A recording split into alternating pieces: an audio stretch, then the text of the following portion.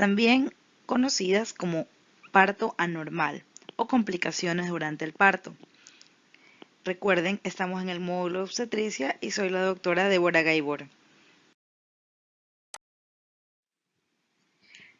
Los objetivos de esta clase serán identificar las características de un parto distóxico, recordar cómo a través del examen físico podemos encontrar signos prematuros de distocias y así evitar complicaciones posteriores. Aprenderemos el manejo del primer nivel para los diferentes tipos de distocias. Conoceremos el uso del forceps y cesáreas según la complicación del parto. Para empezar, como siempre, los dejo con un caso clínico.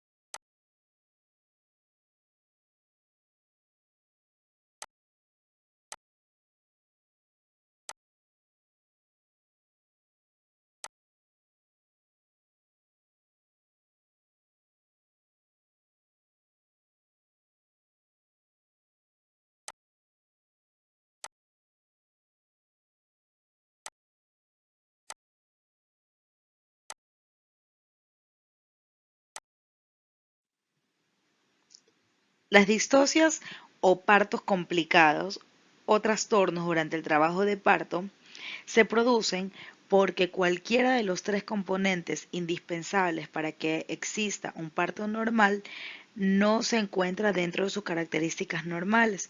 Recordaremos que estos componentes son los componentes fetales, en el cual el feto debe presentarse en posición cefálica, que haya completado su maduración fetal con peso adecuado para el parto y que se encuentre hacia el final del embarazo. La pelvis materna, en sus dos porciones, la parte ósea y la parte blanda, deben permitir el paso del feto a través de la misma. Finalmente, las contracciones, que son el motor que ayudarán al feto a atravesar la pelvis ósea, deben ser útiles para el parto. De acuerdo a esto, vamos a tener alteraciones en la contractibilidad uterina, que pueden ser hiper o hipotonías, es decir, muy fuertes o muy débiles. Las estudiaremos más adelante. El canal del parto no ser adecuado para el paso del feto. Estos pueden ser trastornos en el canal blando o en la pelvis ósea. Y los trastornos fetales, que pueden ser por la presentación anormal del feto o por su situación. Empezaremos hablando de las patologías que afectan la contractibilidad uterina. En esta imagen podrán observar las características de una contracción uterina normal, las cuales son 3 o 4 contracciones en un periodo de 10 minutos con una intensidad que llegue a los 50 o 60 milímetros de mercurio, que duren aproximadamente entre 30 y 90 segundos, que tengan un periodo de descanso o de tono basal aproximadamente de 8 o 12 milímetros de mercurio. El acné de la contracción o su punto máximo muchas veces puede coincidir con desaceleraciones en la frecuencia cardíaca fetal sin ser patológicas. Cuando existe disminución de estas características, vamos a tener la bradisistolia, que es la disminución del número de contracciones, la hiposistolia, que es la disminución del tiempo que demora cada contracción, y la hipotonía es cuando el tono o la intensidad de la contracción es muy débil y no es útil para el parto. Por el otro lado tenemos taquisistolia, hipersistolia y la hipertonía. Esta es una de las más graves, ya que pueden producir asfixia fetal y muerte intraútero. Además, tenemos unas características que son la forma en que se distribuye la contracción en el útero. Debe iniciar desde el fondo uterino desarrollarse a través del todo el cuerpo del útero y terminar con menor intensidad hacia el cérvix. Cuando este orden en el que se produce la contracción está alterado, hablamos de la inversión del triple gradiente y asimismo este tipo de contracciones no nos permitirán un parto normal. Tenemos también la incoordinación uterina. Aquí se produce una contracción antes de que termine la otra y no existe pérdida del tono basal. Es decir, no existe relajación uterina, por lo tanto, esta actividad uterina no es válida para el parto. Las causas de los trastornos de la contractibilidad uterina pueden ser oxitocina aplicada de manera exógena, es decir, durante las infusiones que se colocan en el parto, o por prostaglandinas, ya sean tipo sintéticas como el misoprostol o naturales producidas por cualquier patología que esté afectando a la gestación, como infecciones de vías urinarias, traumas o cualquier patología que afecte a la madre. Ahora vamos a hablar sobre las distocias del canal del parto y empezaremos con la pelvis ósea. Recordemos que existen 4 tipos de pelvis femeninas: la ginecoide, antropoide, androide y platipeloide, de las cuales la que nos permite un parto eutóxico y sin complicaciones es la ginecoide. Para poder clasificar a la pelvis en sus diferentes tipos, podemos hacer la medición de la misma a través de la pelvimetría, que consiste en realizar mediciones internas y externas de la pelvis, las cuales nos harán un gran número de diámetros. Pero los que yo quiero que ustedes recuerden para esta clase, por su importancia obstétrica, son 2. El primero es el conjugado obstétrico, que se lo obtiene midiendo a través de tacto vaginal desde el borde inferior de la sínfisis del pubis hacia el promontorio. A este resultado le restamos 1.5 centímetros y el total no deberá darnos menor a 10.5 centímetros, que es lo que nos permitirá el paso de la cabeza fetal. El segundo diámetro que quiero que recuerden coincide con el primero y es también de 10.5 centímetros. Este es el diámetro interespinoso, se encuentra entre ambas espinas ciáticas en forma transversal. Debe ser medido correctamente, ya que es aquí donde se producen la mayor parte de distocias del canal óseo del parto. Anteriormente se realizaba la medición de la pelvis externamente, ya sea con este instrumento tipo compás o a través de radiografías, pero no ha demostrado mejor uso que la pelvimetría interna, por lo que ha quedado un poco descontinuada. Con estas mediciones se realizaron 4 líneas imaginarias para dividir a la pelvis, conocidas como los planos de Hodge, que van desde arriba hacia abajo, recorriendo el trayecto que atraviesa el feto hasta llegar al exterior. De acuerdo a estos planos de Hodge, podemos también tener ciertas distocias y localizarlas. El primer plano de Hodge va desde el promontorio al borde superior del pubis. Si el feto no logra atravesar este primer plano, hablamos de una desproporción cefalopélvica, es decir, que la cabeza fetal no puede atravesar el primer espacio de la pelvis materna, que incluso este es el espacio más grande que tiene a través de su recorrido. Por lo tanto, es un indicativo de cesárea.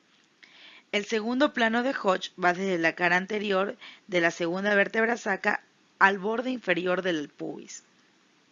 El bebé logra atravesar el primer plano, pero no desciende. Se esperará un tiempo aproximado y si no, también es indicativo de cesárea. El tercer plano de Hodge lo describimos anteriormente, o estrecho medio, se encuentra a nivel de las espinas ciáticas y es aquí donde se producen la mayor parte de distocias de rotación, ya que el feto realiza la rotación interna a este nivel y de no poder atravesar el estrecho medio, que es el estrecho más pequeño por donde debe atravesar la cabeza fetal, no podrá continuar su trayectoria hacia el exterior y corre el riesgo de muerte intraútero, por lo cual es un indicativo de cesárea de urgencia. El cuarto plano de Hodge va del borde del coxis hacia la parte libre por debajo de la sínfisis del pubis. Aquí existen también distocias, pero son mucho más manejables ya que podemos ampliar esta parte porque se encuentra recubierta del canal blando. Entonces, las técnicas como la episiotomía nos permiten en algunos casos ampliar este último trayecto de la pelvis. El canal blando también tiene sus distocias propias, como las que se producen en el cérvix por dilatación pura, es decir, no logra dilatar lo suficiente para permitir el paso de la cabeza fetal. Es indicativo de cesárea. Traumas o cicatrices previas, ya sea por conizaciones, por patologías previas en el cérvix, no es indicativo para parto normal, por lo cual se deberá realizar una cesárea. Aglutinación del orificio cervical externo, que no es otra cosa que la falta de apertura del orificio cervical externo, aun cuando el orificio cervical interno ya se encuentra dilatado. El edema cervical, que en muchos de los casos se produce intraparto por el exceso de tactos vaginales. La vulva también puede traer complicaciones al momento del parto y pueden producirse por condilomas, actualmente muy en boga debido a la gran incidencia de virus papiloma humano en las pacientes. Las varices vulvares, que aunque no son contraindicación del parto, es preferible evitar que una de ellas se rompa durante el parto. Y los tumores previos, ya sea en la vulva, en el cérvix, en la vagina, son indicativos de cesárea. Empezaremos a hablar sobre las distocias de origen fetal. La situación fetal es la relación que existe entre el eje longitudinal materno y el eje longitudinal fetal, que lo valoramos con relación a la columna vertebral. La situación transversa es aquella en la que la columna vertebral fetal se encuentra horizontal a la columna vertebral materna. Es indicativo de cesárea. La situación oblicua, como su nombre lo dice, el feto puede estar en posición oblicua, ya sea derecha o izquierda, de acuerdo a la columna vertebral materna, y en algunos casos se puede lograr un parto vaginal si logramos reacomodar esta situación, como lo explicaremos un poquito más adelante. ¿Cómo realizamos el diagnóstico de una situación anormal? Bueno, de la forma más fácil, que es el eco, y en caso de no tenerlo disponible, la mejor arma que tenemos es el examen físico. Y aquí estudiaremos las muy conocidas maniobras de Leopold, que son 4, descritas por el médico alemán, que nos indican cómo valorar la estática fetal, es decir, a través de ellas lograremos descubrir cómo se encuentra el feto dentro del útero materno. Se pueden realizar a partir de la semana 28, a excepción de la primera maniobra que la podemos realizar a partir de la semana 20 aproximadamente.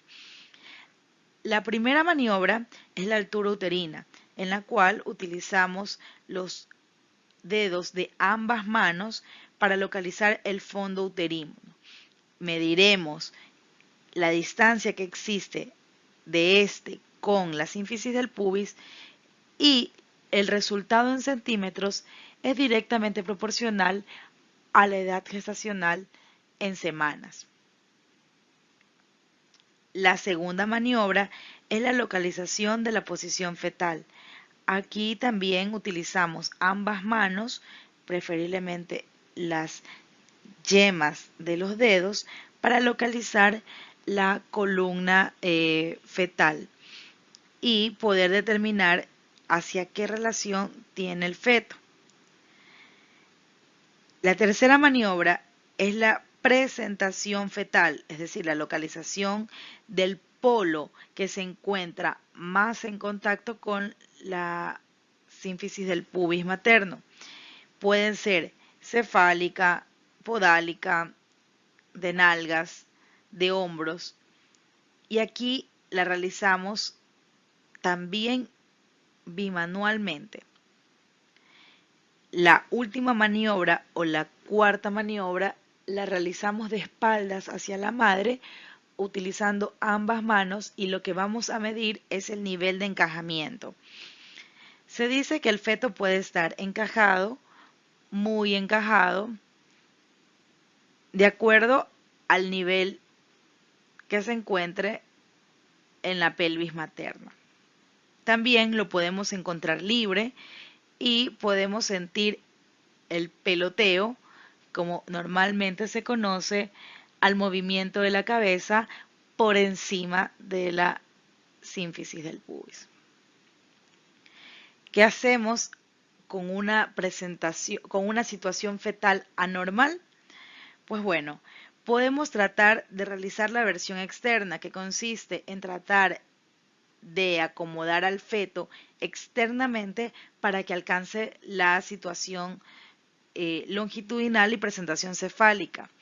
Muchos de los casos no es posible realizarla y pues debemos hacer una cesárea.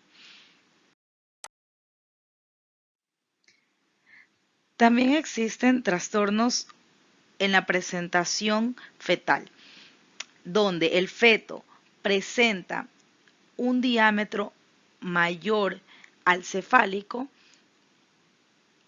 y esto complica su salida a través de la pelvis materna.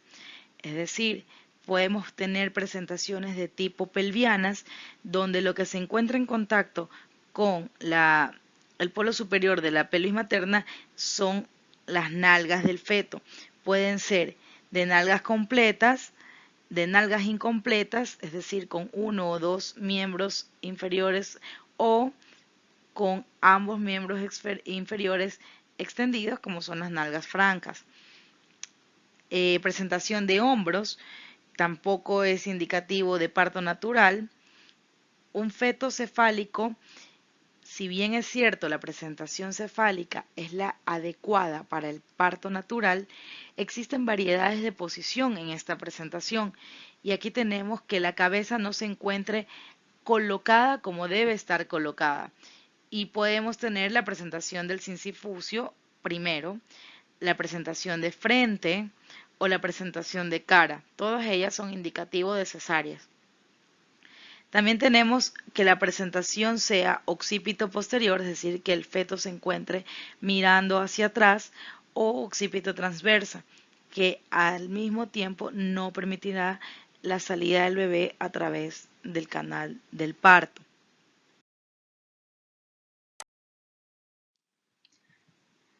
Ante un parto distóxico, lo primero que debemos recordar es que nuestra conducta es expectante, es decir, esperar que se desarrolle el proceso fisiológico del parto y solo asistirla a la madre.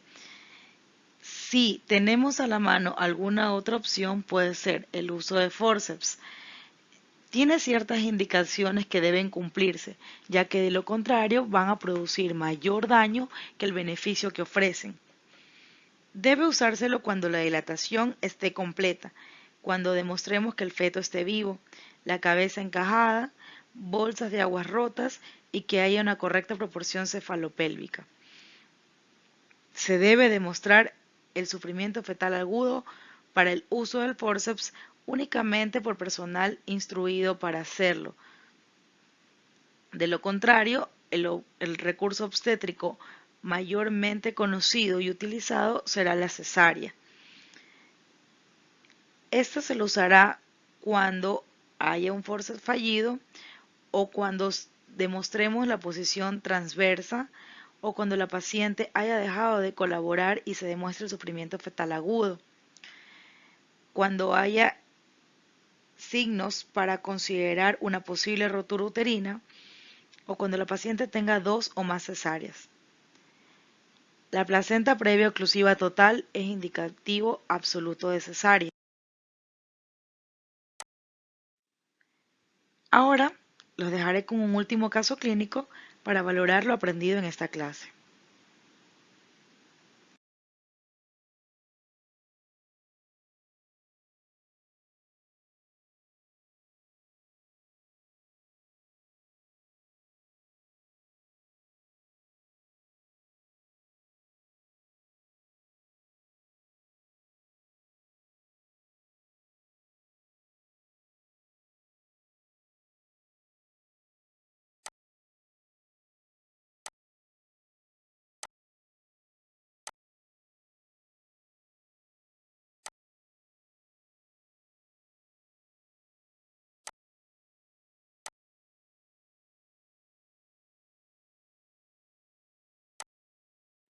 En resumen, parto distóxico es igual a parto anormal y todas sus complicaciones.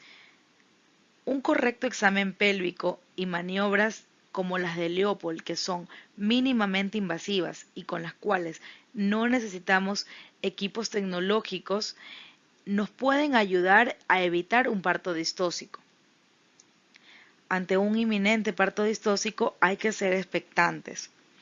Existen maniobras que podemos realizar solo si estamos entrenados para las mismas y nuestra misión en el primer nivel es evitarlos, ya sea transfiriendo a la paciente que presente un parto distóxico para que sea atendida por un especialista o desde mucho antes haciendo un correcto control prenatal. Los forceps deben ser usados solo si se cumplen las indicaciones y la cesárea debe realizársela únicamente si es la mejor opción para el binomio madre-hijo.